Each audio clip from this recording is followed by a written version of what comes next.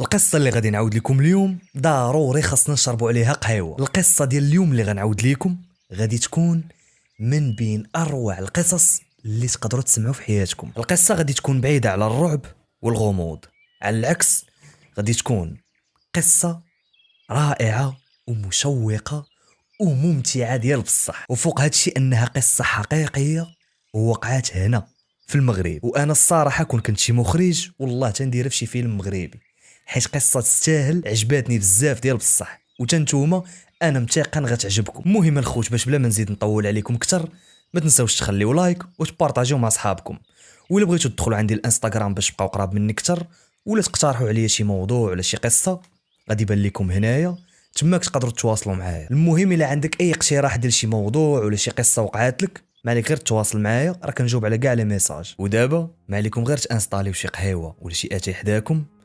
وعيشوا معايا هاد القصه الرائعه اللي غادي تسمعوا. يلا نبداو.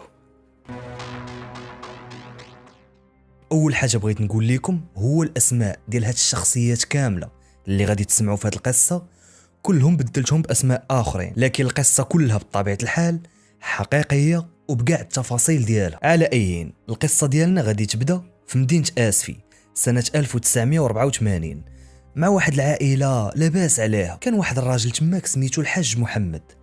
هذا الحاج محمد كان واحد الراجل لاباس عليه، يعني كان واحد تاجر معروف وكيبيع داكشي ديال التواب والمسائل، ومزوج بواحد المراه سميتها نعيمه. عندهم جوج ديال الاولاد وثلاثه د البنات.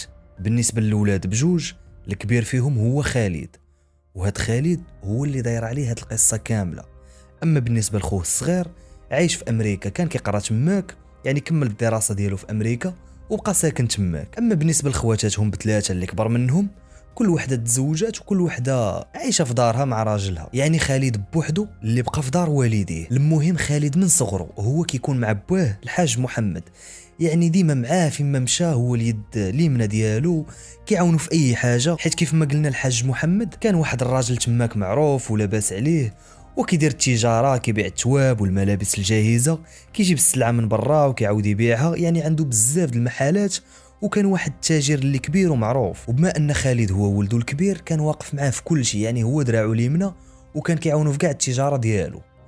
المهم دازوا ليام وليام، السي محمد غادي توفى الله يرحمه، وغادي يبقى خالد هو المسؤول على التجاره ديال بوه اللي خلى ليه. خالد تبارك الله كان واحد الشاب اللي ذكي وطيب، واحد يعني كان راجل ونص، يعني كان شاب يعول عليه، وبالاجتهاد ديالو والخدمه ديالو عاد ما زاد طور هذيك التجاره اللي خلى ليه بواه. زائد الاخلاق ديالو كانت طيبه وكل شيء كيبغيه وكل شيء كيحترمه، يعني كان واحد السيد الله يعمرها دار.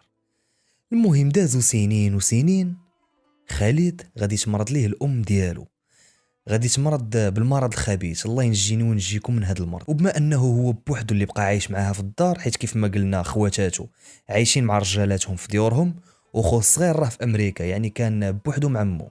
بما انه بوحدو اللي بقى مع عمو، هو اللي كان مقابلها، هو اللي كان حاضيها، يعني مخلي ما داير عليها، يعني ملي مرضات هو اللي كان واقف حداها وهو اللي في جنبها. لكن للاسف المرض ديالها كان خايب وكينتشر نهار على نهار في الجسم ديالها، ما خلى فين داها، من مستشفى لمستشفى، الراديوات، سكانيرات، تحاليل، روينه. خلى كاع هذيك الخدمه ديالو، خلى الناس مقابلينها، نسى كل شيء، خلى ديك التجاره، خلى الخدمه، خلى كل شيء، خلى الناس مقابلينها، وهو بقى مقابل غير مو فقط. مقابل مو لعل وعسى تشافى من هذا المرض الخبيث، لكن مع الاسف الام ديالو بدا كيتزاد عليها الحال وبدات كتمرض اكثر نهار على نهار. مره كتغيب بالسويع، مره كتفيق، عاوتاني كتدخل مره في غيبوبه، عاوتاني كتفيق، يعني الحاله ديالها بدات كتخيب بزاف. واحد النهار كانت في الفراش ديالها في المستشفى وهي تعيط لخالد، قالت لي ولدي خالد بغيت ندوي معاك، قرب حدايا. جا عندها قال لها اش كاينه الوالده، ياك ما كاين باس، خصك شي حاجه نجيبها لك. قالت لي لا ولدي اسمعني اش غنقول لك، انا راه بديت كنحس براسي نهار على نهار كنموت، وكنحس براسي ما بقاش ليا بزاف في الدنيا. خالد قال لي لا الوالده ما تقوليش هكا، بزاف الناس تشافاو من هذا المرض، ان شاء الله تصحي وتنوضي على رجليك ونعاودوا نفرحوا بك مازال. قالت لي شوف ولدي، انا اللي حاسه براسي، انا اللي حاسه براسي ما بقاش ليا بزاف في الدنيا. اسمعني يا ولدي، بغيت نقول لك واحد الحاجه، كيف ما كتعرف انا حياتي كامله وانا كندير الخير وكان صداق، يعني الحمد لله واحد المرة كنت مزيانة مع الله، وعمري ما درت شي ذنب خايب ولا اذيت شي واحد ولا، الحمد لله حياتي كاملة دوزتها مزيان. لكن واحد السر هو اللي أنبني حياتي كاملة، هاد السر محني حياتي كاملة، وضروري خاصني نقولو ليك قبل ما نموت ولدي. خاصك تعرف هاد السر باش هكا نقدر نرتاح ونمشي عند الله مرتاحه. قال لها ولدها خالد ياك ما كاين باس الوالده، شنو كاين، شنو هاد السر؟ قالت لها ولدي راني كنت سجلت واحد الشريط كنهضر فيه، راه خبيته في الدار حتى تمشي قلب عليه واسمع ليه. وكيف ما كتعرفوا شحال هذا ما كانوا لا تليفونات لا والو، يعني اللي بغى يخلي شي رساله صوتيه لشي واحد كيسجلها في واحد الكاسيطه وكيعطيها ليه، يعني كيسجلها في شريط باش يوصل ليه داكشي اللي باغي، ويقول ليه كاع داكشي اللي باغي يوصل ليه، يعني كيوصلوا ليه بكاع الاحاسيس ديالو وكيعبر على راحته، يعني ماشي بحال الرساله المكتوبه كتقدر ما توصلش بنفس الطريقه اللي بغيتي. المهم الام ديال خالد خلات هذاك الشريط في الدار، قالت لي حتى تمشي وتسمع ليه. لكن واخا هكاك خالد ما خداش الامر بجديه، قال لها لا الوالده نسي عليك هادشي دابا، المهم هو تصحي وتعاودي توقفي على رجليك. لاله ناعمه بدا كيتزاد عليها الحال كتر وكتر، وفي هذيك الليله نيت فاش كانت كدوي مع ولدها عاوتاني غيبات ودخلات في غيبوبه. خالد خرج برا قاعه انتظار وبقى كيتسنى وكيتامل في داك المنظر الحزين اللي عايشوا هذيك الايام، وكيشوف في الحاله ديال الام ديالو.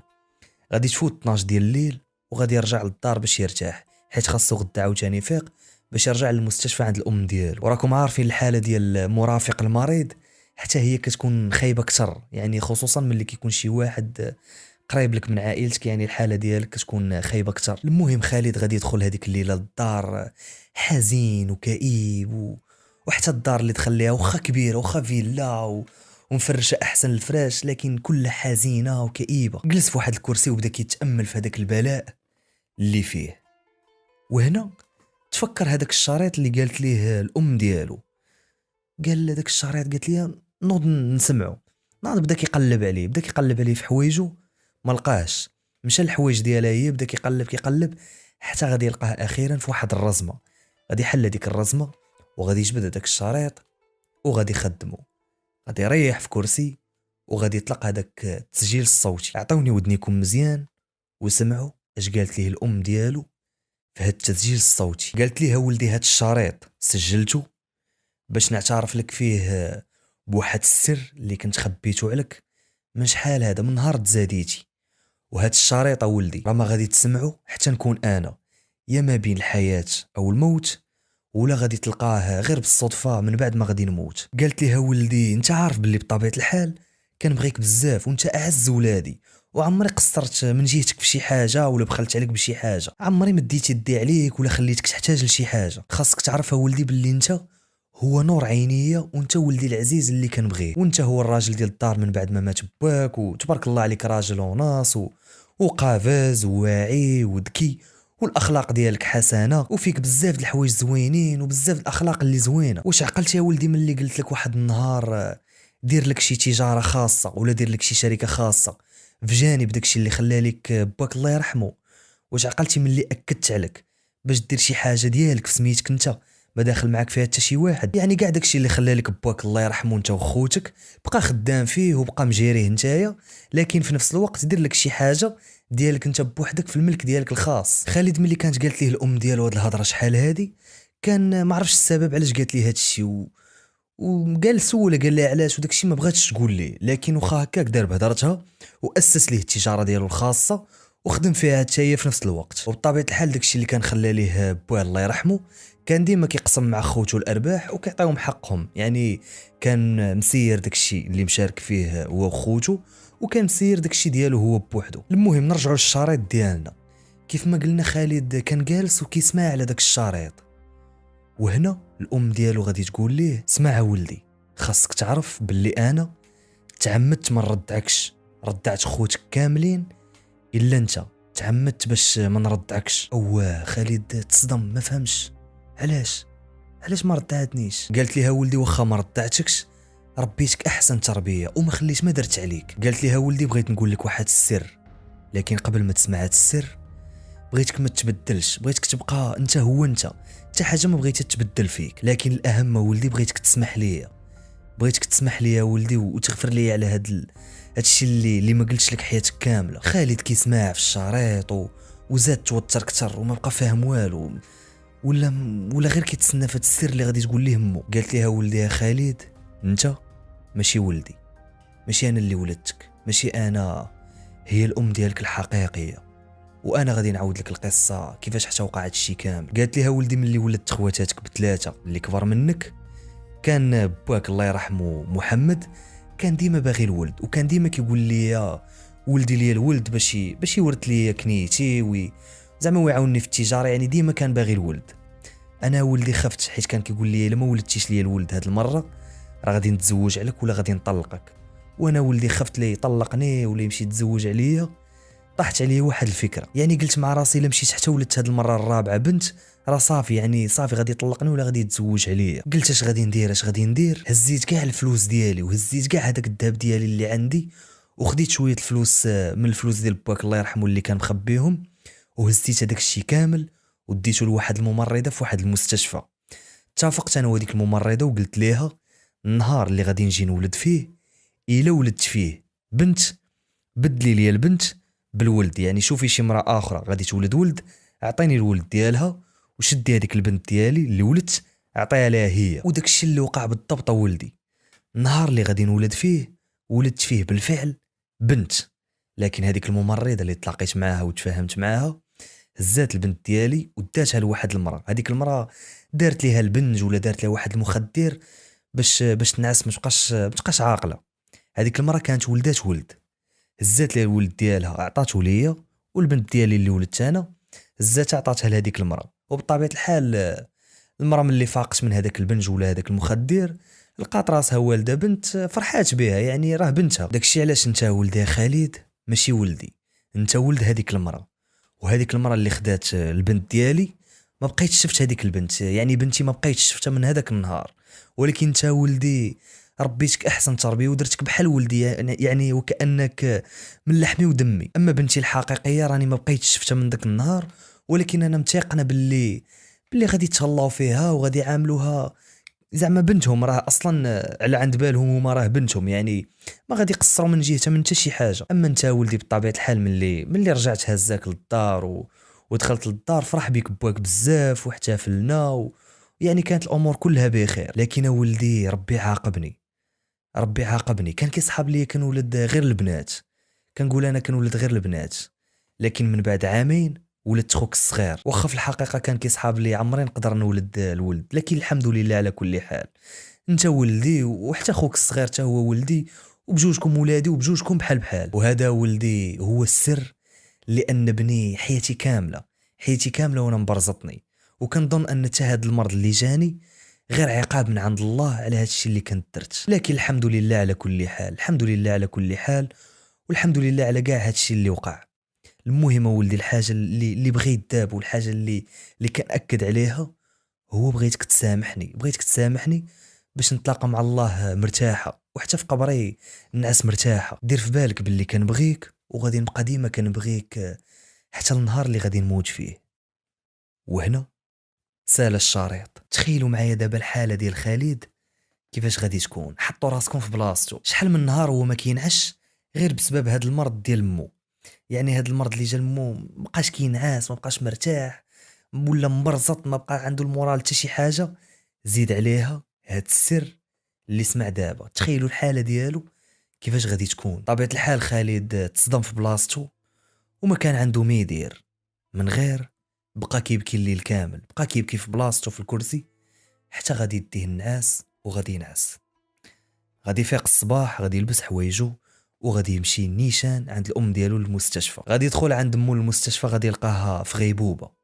غادي يدخل عندها، غادي يبدا يبوس ليها في راسها وغادي يبدا يبوس ليها في يديها وكيبكي وكيقول لي انا مسامحك الوالده، انا مسامحك، انت اصلا هي الام ديالي الحقيقيه، انت اللي ربيتيني وانت اللي كبرتيني، انا مسامحك. عمري ما حسيت بالنقص من شي حاجه، ولا عمري ما حسيت بالنقص من الحنان ديالك. ربي مكتب لي انك انت اللي غادي تربيني احسن تربيه وحتى خوتي وبا كلكم كنتو ظريفين وكلكم كنتو عائلتي الحقيقيه. انا مسامحك الوالده. وكيبوس ليها في راسها وفي يديها.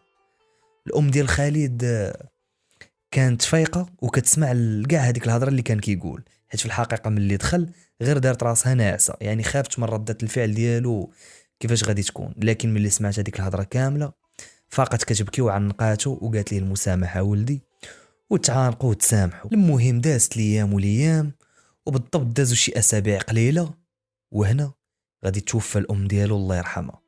غادي توفى من بعد صراع كبير مع هذاك المرض الخبيث. هنا خالد مازال مخبي على خوتو هاد السر، مازال ما قال لهم حتى شي حاجه. واصلا ملي ماتت الام ديالو وتجمعوا كاملين كلهم قالوا ليه خالد يعني بلا ما نقسموا هذاك الورث، بلا ما نفرقوا حتى شي حاجه، خليك انت مقابل كل شيء، انت اصلا نعم الاخ، انت ملاك، انت مأمنين فيك. وحتى من خواتاتو قالوا لي حنا راه كنثيقوا فيك اخويا، يعني خلي كل شيء عندك. يعني اصلا هو كان كيعطيهم ديما حقهم، يعني الامور كانت كلها مزيانه. خواتاتو قالوا لي خلي كل شيء عندك، الا مشينا حتى قسمنا هذا الورث وقسمنا هذا الشيء راه يقدروا رجالاتنا ياخذوا داك الشيء ويقدروا ما يسيروش مزيان، راه ما غاديش نلقاو احسن منك انت. خالد غير جالس وكيسمع ليهم وكيتامل، كيقول واش نقول لهم هذا السر ولا ما نقولوش دابا، حار ما عرف ما يدير. زيد عليها عاد تفكر علاش كانت كتاكد ليه مو باش يدير شي تجاره ديالو الخاصه. عاد تفكر داك علاش كانت مو كتحكر عليه وكتقول ليه بغيتك دير شي تجاره ديالك خاصه وبغيتك دير الشركه ديالك خاصه اللي تكون بسميتك بوحدك. عاد عرفات هذا الشيء علاش، يعني خافت عليه شي نهار زعما لي تكشف هذا السر وخوتو يقدروا ما يعقلوش عليه ولا شي حاجه، ويصدق فقير ويصدق ما عنده والو. يعني مو كانت كتفكر ليه داكشي كانت كتاكد عليه باش يدير شي حاجه ديالو الخاصه. هنا خالد قال قبل ما نزرب وقبل ما ناخذ شي قرار ونصدق زعما نادم عليه ولا شي حاجه، اجي نمشي نتشاور مع واحد الصديق ديالي. هاد الصديق ديالو عميد في الداخليه، حيت اصلا خالد والاب ديالو الله يرحمه محمد كانوا عندهم علاقات مع شخصيات كبيره ومعروفه، يعني عائله محترمه. على اين خالد مشى عند الصديق ديالو العميد وقال لي هاودي راه عندي واحد المشكل كبير وبغيتك تعاوني، انت الوحيد اللي كنثيق فيك، وهذا الموضوع بغيتو يكون في غايه السريه، ما بغيت حتى شي حد يسيق لي الخبار. انت راك صاحبي، يعني ماشي غير مجرد رجل امن، انت اللي كنثيق فيك. صاحبو قال ليه مرحبا، عاود لي قول لي شنو كاين. خالد عاود ليه القصه كامله، قال لي ها اش وقع وها اش وقع، انا راه صدقت ماشي ولدهم، واش قالت لي الوالده واش قالت لي وهذيك البنت اللي بدلوني معاها اللي بنتها الحقيقيه راه عايشه دابا مع عائله اخرى وانا دابا حاليا بغيت نتعرف على عائلتي الحقيقيين وبغيت نعرفهم واش مازال اصلا حيين ولا ميتين وفين عايشين. يعني عندي بزاف تساؤلات بغيت نعرفهم، لكن الاهم في هادشي كامل هو ان هادشي بغيتو يكون في غايه السريه وما بغيت حتى شي حد يسيق ليه الخبار. قال ليه الصديق ديالو العميد شوف، انت واحد تاجر اللي معروف والاب ديالك الله يرحمه تا هو كان معروف، وهاد القصه الا مشى حتى عرفها شي واحد راه غادي تشهر وغادي تقدر تشوفها حتى في الجرائد. يعني هاد السر ما خاصو يعرفو حتى شي واحد، والحل الافضل لهاد الشي كامل هو انك غادي تكلف محقق خاص. قال لي خالد كيفاش محقق خاص، واش تقدر تشرح لي؟ جاوبو قال ليه محقق خاص يعني عنده واحد الخبره جنائيه وامنيه لكن بشكل غير رسمي. قال لي خالد مرحبا، لكن فين غادي نلقى هاد النوع من المحققين، فين غادي نلقى هاد المحقق خاص؟ اول حاجه خاصكم تعرفوا هو ان هاد النوع ديال المحققين كيكونوا كيخدموا في قضايا في قمه السريه وكيخدموا بشكل غير رسمي، بحال الافلام ديال جيمس بوند. اللي مفرج في الافلام ديال جيمس بوند غادي يعرفني على جداوي. المهم خالد سول صاحبه قال ليه فين نقدر نلقى هاد النوع ديال المحققين. جاوبو صاحبه قال ليه بلا ما تضرب حسبه لهاد الشيء، كاينه واحد المحققه سميتها ايمان، كانت ساكنه في امريكا وعندها الجنسيه تماك، لكن من بعد ما سالات فتره الدوام ديالها تماك رجعت للمغرب، ودابا حاليا كتخدم هي على بحال هاد القضايا، يعني القضايا اللي في غايه السريه كتخدم عليهم. يعني هي اصلا كتخدم مع هادوك الناس اللي ما كيبغيوش يسجلوا هادوك القضايا ديالهم بشكل رسمي كيف ما كان النوع ديال القضيه، بشرط انك توفر لها جميع المتطلبات ديالها ويكون مقابل مادي، زائد توكلها بشكل رسمي، وهكا غادي تكون القضيه في غايه السريه. خالد غادي يوافق على العرض وغادي يقول ليه مرحبا، دير لي وقيته مع المحققه ايمان وندوي انا وياها. وداك الشيء اللي كان بالضبط. خالد غادي يتلاقى مع المحققه ايمان وغادي يجلسوا اطابل وغادي يعاود ليها القصه كامله، غادي يعطيها نسخه من داك الشريط وغادي يعاود ليها القصه كامله. واول حاجه داروا هو بغاو يتاكدوا باللي واش بصح خالد ماشي ولد نعيمه، يعني الام اللي رباته، هذه اول حاجه بغاو يتاكدوا منها. قالت ليه جيب لي شي عينه ولا شي حاجه، شي عينه من الدم ولا شي حاجه اللي غادي تبين لينا هادشي. خالد قال لها انا اصلا موجد هادشي، يعني خلى واحد الخصله من الشعر ديال الام ديالو الله يرحمها على قبل هاد الغرض هذا. وبالفعل داكشي اللي دار، غادي يجيب للمحققه ايمان واحد الخصله من الشعر ديال الام ديالو الله يرحمها، وغادي يجيب واحد العينه من الدم ديالو وغادي يعطيهم ليها. المحققه ايمان من بعد ما دارت التحاليل ودارت داكشي كامل غادي تخرج النتيجه. وبالفعل النتيجه خرجت غير مطابقه تماما، يعني خالد بصح ماشي هو ولد نعيمه الله يرحمها. مزيان. الخطوه الثانيه قال لها خالد دابا بغيتك تلقاي ليا العائله ديالي الحقيقيه لكن بغايه السريه. المحققه ايمان قالت ليه بشرط واحد، انك ما غاديش تبرزطني وغادي تعطيني الوقت الكافي، زائد غادي توفر لي جميع المتطلبات ديالي، ومن اللي غادي نفك هاد السر راه غادي نقولها لك. خالد وافق على العرض، واول حاجه دارت هاد المحققه ايمان هي مشات للمستشفى اللي تزاد فيها خالد. وديروا في بالكم باللي هاد المحققه راها خدامه بشكل غير رسمي، يعني القضيه شويه صعيبه، القضيه كتبغي شويه تخلويض، يعني رشاوي من هنا، ملفات من هنا، شوف هذه من هنا، يعني قضيه شويه صعيبه، يعني ماشي بحال ملي كتكون بشكل قانوني، داكشي ديال جيمس بوند. المهم المحققه ملي دخلت للمستشفى ورجعت لهذاك الارشيف النهار اللي تزاد فيه خالد وبالضبط سنه 1984، لقات باللي تزادت معاه واحد البنت في نفس الوقيته، يعني في نفس الوقيته تزادوا بجوج. ها راس الخيط بدا كيتشد، يعني القضيه بدات كتوضح. شكون هي هاد البنت؟ بدات كتقلب لقات باللي سميتها مريم. منين؟ من اهل تطوان. وخاصكم تعرفوا باللي هذيك الوقيته في 1984 ما كانوش كيكتبوا بزاف د المعلومات، يعني غير السميه ديال الدري اللي تزاد ولا البواه ولا مو، يعني ما كاينش معلومات كثيره. لكن لحسن الحظ المحققه ايمان لقات بعض المعلومات اللي كتعلق بعائله مريم. لقات باللي بواها سميتو نور الدين الراضي وامها سميتها عائشه المرضي، وهما من اهل تطوان. لكن كيف ما قلت لكم من حسن الحظ المحققه لقات واحد الورقه اللي سهلت عليها الطريق كامل. هاد الورقه هي فاتوره من التعاضديه العامه للخدمه المدنيه، وهاد المؤسسه او هاد الهيئه كاتبه في هذيك الورقه انها كتدفع رسوم الولاده ديال عائشه المرضي زوجة المعلم نور الدين الراضي. يعني هاد السيد كان معلم فين؟ في تطوان. ها القضيه بدات كتسهل اكثر.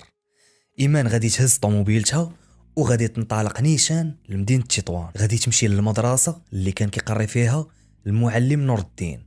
غادي تمشي لهذيك المدرسه وغادي تسول عليه، لكن غادي يقولوا ليها هذا المعلم كان كيقري هنا شحال هذه في بدايه المسيره ديالو، لكن من بعد غادي ينتقل وغادي يمشي يقري في مدينه اسفي وبالضبط في المدرسه الفلانيه. ايمان غادي تهز طوموبيلتها عاوتاني وغادي تنطلق نيشان لمدينه اسفي، غادي تدخل لهذيك المدرسه اللي قالوا ليها وغادي تسول على هذا المعلم. ملي دخلت سولات عليه قالوا ليها هذا المعلم راه شد تقاعد، لكن غادي نعطيوك لادريس ديالو ولا العنوان ديالو فين كيسكن، تقدري تمشي لعندو لتماك. ها القضيه بدات كتوضح اكثر. ايمان كملات التحقيق ديالها ودارت واحد التقرير وعطاتو لخالد وعاودات ليه كاع داكشي اللي وقع، عاودات ليه كلشي. قالت ليه راني لقيت العائله ديالك وراه ساكنين في الدار الفلانيه، رباك سميتو نور الدين الراضي وامك سميتها عائشه المرضي والبنت اللي بدلوك معاها سميتها مريم. كنظن دابا كلشي عندك، شنو الخطوه اللي بغيتي نديرو من بعد؟ خالد قال المحققه ايمان ما كرهتش نشوف الاب ديالي، بغيت نشوف الاب ديالي. قالت لي واخا مرحبا. ركبوا في الطوموبيل وانطلقوا. مشات قدام الدار، وقفوا في الطوموبيل كيتسناو شكون غادي يخرج، وما غادي يخرج غير الاب ديالو. غادي يخرج المعلم نور الدين، واحد الراجل عنده الهيبه ديالو، الشعر ديالو بيض، بدا كيكبر شويه في السن، كان غادي يصلي شي صلاه واقيلا المغرب ولا العشاء. المهم خالد غادي يتبعوا للمسجد وغادي يصلي حداه. وملي غادي يساليو الصلاه كيف ما كنعرفوا ملي كيساليو الصلاه كتقول السيد الله يتقبل الله يتقبل، كتسلم عليه. ملي غادي يساليو الصلاه خالد غادي يسلم على بواه وغادي يعنقو وغادي يبدا يبوس فيه. المعلم نور الدين ما فهم والو، جا هذاك السلام شويه مبالغ فيه، قال يقدر يكون شي تلميذ يقرا عندي ولا، لكن خالد كيسلم عليه وكيعنق فيه وكيبوس فيه. المعلم بدا كيدخلو الشك، هو شنو هادشي؟ خالد ملي حس به بدا كيعيق، هو ينوض السلام السلام ويمشي بحاله. رجع عند المحققة إيمان الطوموبيل وجلس. دخل قالت ليه مالك كنشوف وجهك مزير ليك ما كاين باس. وهنا خالد غادي يتفرقع بالبكا، بقى كيبكي. قالت ليه واش دويتي معاه سلمتي عليه شنو؟ قال لها ودي راني عنقتو بس. قالت لها قال لها لا لا سلمت عليه عادي ورا ما عاق ما والو. قالت ليه مزيان. خالد قال ايمان شنو بان لك دابا؟ واش نمشي عندهم ونصارحهم ونقول لهم الحقيقه؟ قالت لي ايمان لا ما جاتش. واش من بعد هاد المده وهاد السنين عاد بغيتي تمشي عندهم وتقول لهم هادشي كامل؟ قالت لي لا. قالت لي اول حاجه خاصنا نديرو هو خاصنا نتاكدوا بعدا واش مريم هي بنت الام ديالك نعيمه ولا لا. اول حاجه خاصنا نديرو هي نتاكدوا. قال لها كيفاش غادي ديري؟ قالت لي انا غادي نشوف شي حل، غير عطيني شويه ديال الوقت. قال لها مرحبا. قال لي انا اصلا بيا غير مريم هي اللي تعرف الحقيقه وهي اللي نتاكدوا منها واش زعما بنت موي ناعمه ولا لا. قالت لي ايمان صافي خلي لي شويه الوقت وغادي نشوفوا هادشي. المهم المحققه ايمان بدات كتبع مريم اللي كان العمر ديالها ما بين 25 26 سنه. بدات كتبعها كتشوفها فين كتمشي، وعرفاتها باللي خدامه في واحد الشركات الكبيره في مدينه اسفي. زائد البنت كانت في قمه الجمال والاناقه وكانت واحد البنت محترمه ومؤدبه، يعني بنت بشوشه وضحوكيه وكل شيء كيبغيوها خوتها، كيبغيها بواها، كتبغيها امها، يعني بنت مقبوله. زيد على هذا الشيء مربينها احسن تربيه. المحققه ايمان بقات كتتبع مريم حتى لواحد النهار غادي تشوفها غادا للبحر هي وصحاباتها. ديك الساعه كان الصيف، شافتها غادا للبحر هي وصحاباتها، ناضت تبعاتها قالت هذه هي الفرصه.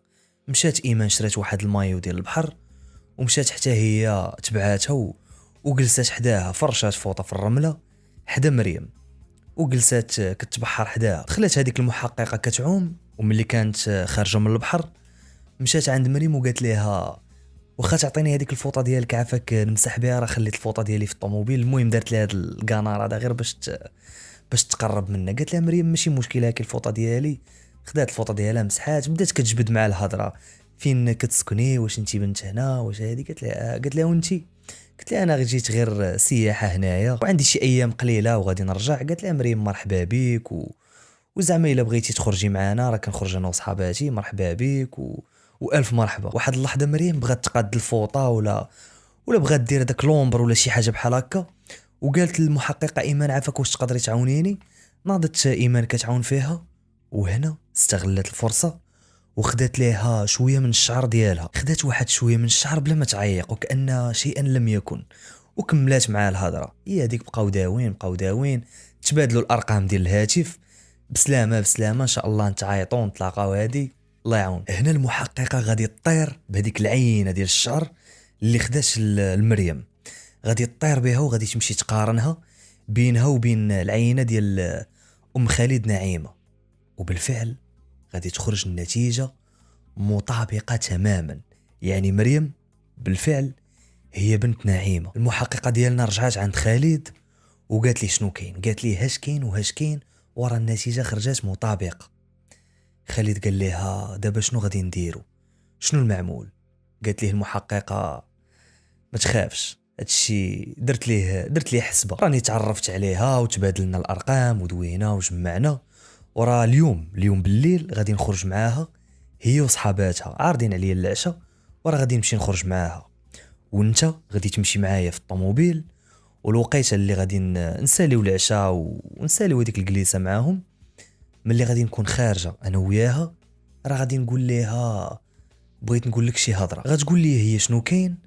غادي نقول لها باللي واحد السيد هو اللي مصيفطني لعندك. هاد السيد راه عنده علاقه مع عائلتك، وبالضبط شي حاجه كتعلق بالرضاعه. وقيله هاد السيد ردعاتو الام ديالك ملي كان صغير. المهم نكذبوا عليها في الاول غير باش نفرشوا ليها الموضوع ومن بعد نقولوا لها الحقيقه.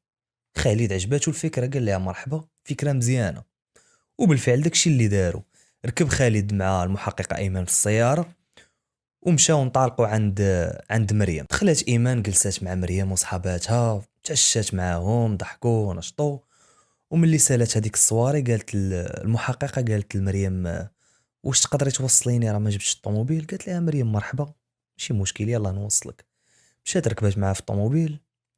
وهنا المحققه ايمان قالت لها شوفي يا مريم انتي واحد البنت طيبه ومتخلقه ومحترمه ومؤدبه وظريفه واللي بغيت نقول لك هو بغيتك تسمحي لي على بدايه التعارف ديالنا. قالت لها مريم علاش شنو كاين. قالت لها ايمان في الحقيقه التعارف ديالنا ما كانش غير بالصدفه انا تعمدت باش نتعرف عليك. قالت لها مريم علاش زعما درتي هكا شنو السبب. جاوباتها ايمان وقالت لها في الحقيقه انا مصيفطني واحد الشاب صيفطني باش نتعرف عليك وهذا الشاب عنده علاقه مع عائلتك ملي كنتو كتسكنوا شحال هذا في تطوان وملي كان باك كيقري تماك. قالت لها مريم اها زيدي. قالت لها ايمان هاد الشاب راه مرضعاه الام ديالك وهاد الشاب حاليا راه بغى يشوفك وبغى يقول لك شي حاجه. هنا مريم بدات كتضحك بواحد الطريقه استهزائيه.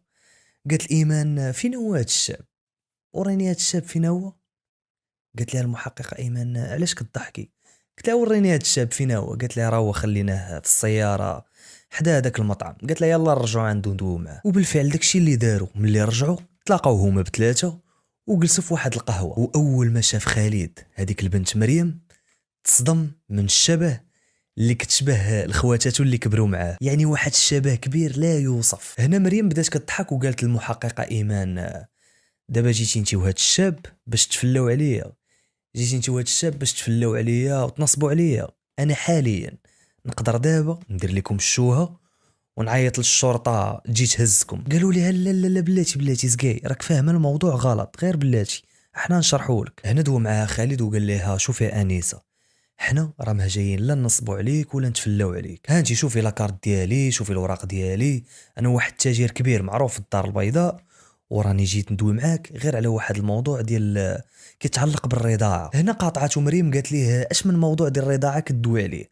راه ملي قالت لي ايمان باللي موضوع ديال الرضاعه عرفتكم نصابه حيت اصلا الام ديالي ما رضعتني لا انا ولا خوتي بقى غير ترضعك نتايا يعني ولادها وما رضعاتهمش بقى غير ترضعك انت. هنا خالد وايمان تصدموا وما عرفوا باش تبلاو يعني حصلوا ولاو غير كيدوروا في عينيهم وتصنقوا ما بقاو عارفين شنو يقولوا. خالد غادي يجمع النفس ديالو وغادي يتشجع وغادي يقول لمريم في الحقيقه ماشي هادشي علاش جيت باش ندوي معاك الموضوع كتر.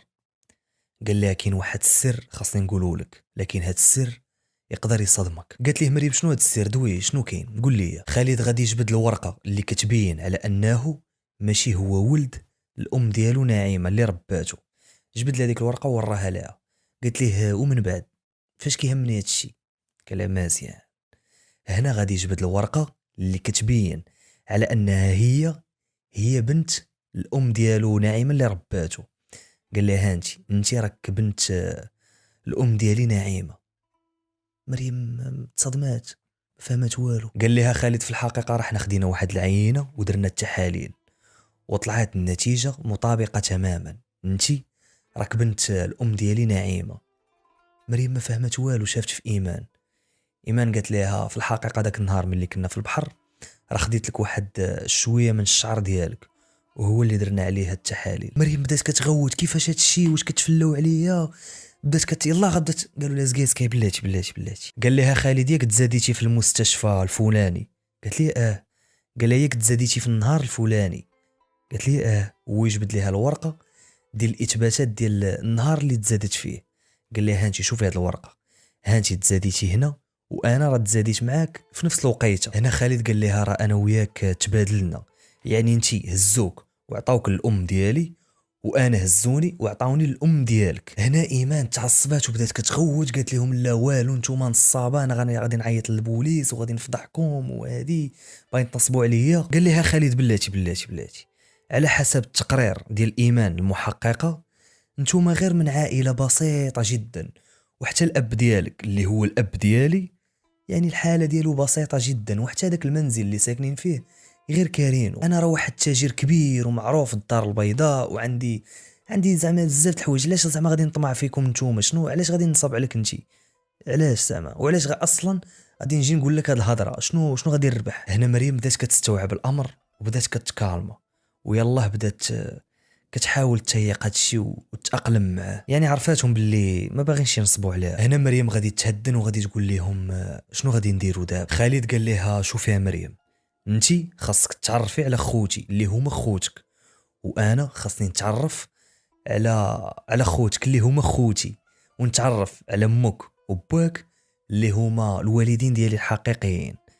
لكن انتي الوالدين ديالك الحقيقيين راه توفاو. كانت مريم شويه وتقبلات الوضع وقالت لخالد شنو المعمول دابا، شنو غادي ندير؟ قال لها خالد اول حاجه غادي نديرو هو بغيت نتاكد باللي امك عائشه المرضي هي الام ديالي الحقيقيه. انت راك متاكده باللي هادوك راه والديك؟ لكن انا مازال متاكدش. قالت ليه شنو نقدر ندير باش نعاونك؟ قال لها غادي تجيبي شي عينه وتعطيها المحققه ايمان، وداك الساعه نشوفوا النتيجه، ومن وراء النتيجه عاد نشوفوا ديك الساعه شنو غادي نديروا. قالت ليه مرحبا ما كاينش مشكل. هي هذيك مشات للمنزل وجابت واحد الخصله من الشعر ديال ماماها وعطاتها للمحققه ايمان، وبالفعل من بعد ايام قليله غادي تخرج النتيجه مطابقه تماما.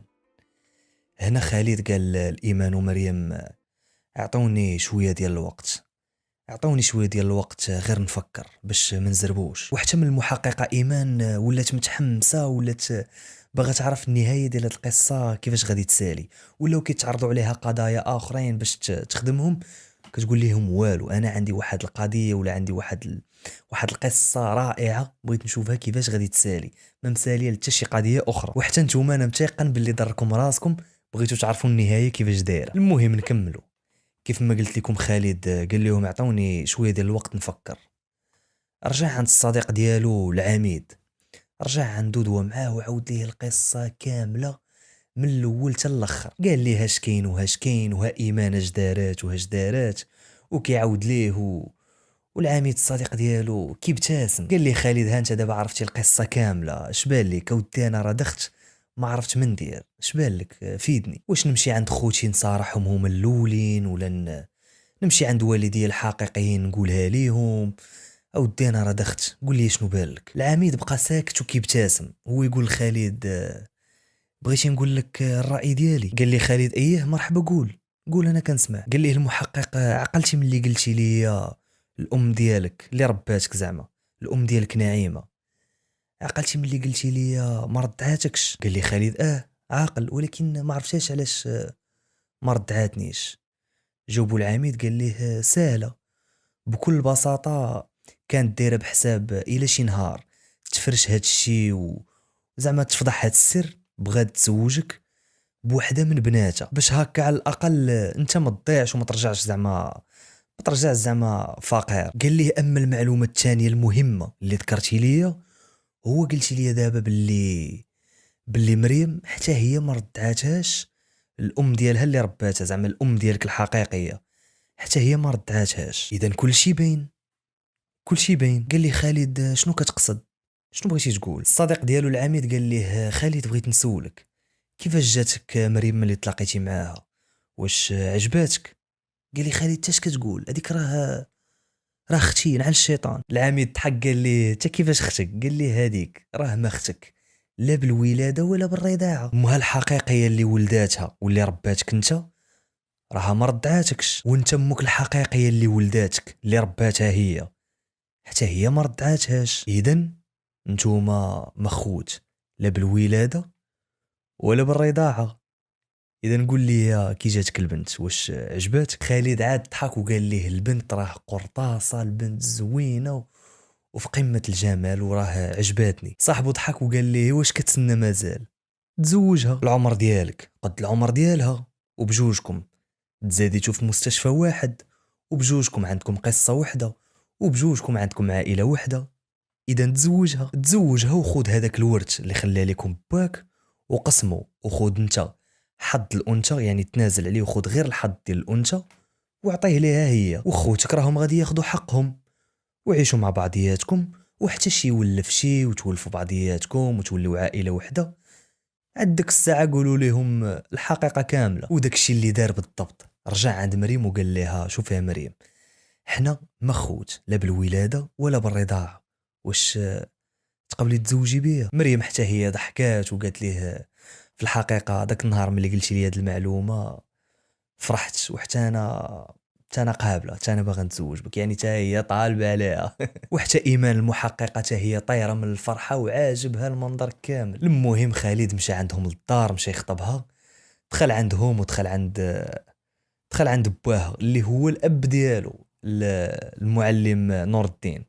دخل عنده قال ليه ودي عمي راه باغي بنتك على سنة الله ورسوله، وانا واحد تاجر معروف في الدار البيضاء وكذا وكذا. باها شافو قال ليه ما عرفت فين شفتك، انت ما خافيش عليا. المهم قبل وتزوجوا مع بعضياتهم وفرحوا وداروا العرس وكل شيء داز بخير. ونسيت ما قلت لكم باللي النهار اللي تجمعوا فيه مع بعضياتهم مريم شافت خواتات خالد اللي كبر معاهم نفس الشبه، عرفتي كل شيء تصدم ما فهم والو، كتشبه ليهم نفس الضحكه، نفس الطول، نفس الشكل، واحد الشبه رهيب. وحتى خالد ملي شاف خوت مريم اللي هو خوتو اصليين، حتى هما كيشبهوا لي واحد الشبه كبير فوتوكوبي، يعني شي ارتاح لشي يعني كانت الامور كلها زوينه. المهم دازوا الايام والايام، خالد كان وزع داك الساعه الورث على خوتو وخدا هو حق الانثى وعطاه للزوجه ديالو مريم، حيت هو اصلا عنده المحلات ديالو، عنده التجاره ديالو، يعني ما خصو حتى شي خير. المهم دازوا الايام حتى غادي يولدوا المولود ديالهم الاول، وحتى لواحد النهار غادي يكون كل شيء مجموع، وتماك غادي يقولوا ليهم الحقيقه وغادي يعاودوا ليهم هاد السر كامل. في الاول كل شيء تصدم وما فهم والو، وجاتهم الصدمه، شنو شي حاجه غريبه، كل شيء تصدم. لكن في الاخير ما عندهم ما يدير وكل شيء تقبل هاد الحقيقه. هاد خالد غادي يقول لبوه الحقيقي شوف اعمي، انت عمي وانت الوالد. وقال لمو الحقيقيه شوف يا عمتي، انت عمتي وانت امي. اما بالنسبه لامي اللي رباتني اللي هي الام ديال مريم، راها كانت واحد المراه طيبه والله يعمرها دار، واحد المراه ما خلات ما دارت علينا وكبراتنا ورباتنا احسن تربيه. راها كطلب منكم باش تسامحوها، راه كانت هذه هي الوصيه ديالها، كانت هذه هي الوصيه ديالها باش تسامحوها وتخليوها تلاقى الله وهي مرتاحه. وفي الاخر كل شيء سامحها وعاشوا مزيان وعاشوا بخير وعلى خير. عاد من بعد غادي تنتشر هاد القصه. الخوت وصلنا للنهايه ديال القصه ديالنا. عارفكم ما سخيتوش بهاد القصه الرائعه، وإلا بقيتي معايا حتى لدابا تحيه خاصه لي. الخوت ما تنساوش تخليو لايك للحلقه وتبارطاجيو مع اصحابكم باش حتى هما يستمتعوا. كان معكم امين نقيطي، تهلا.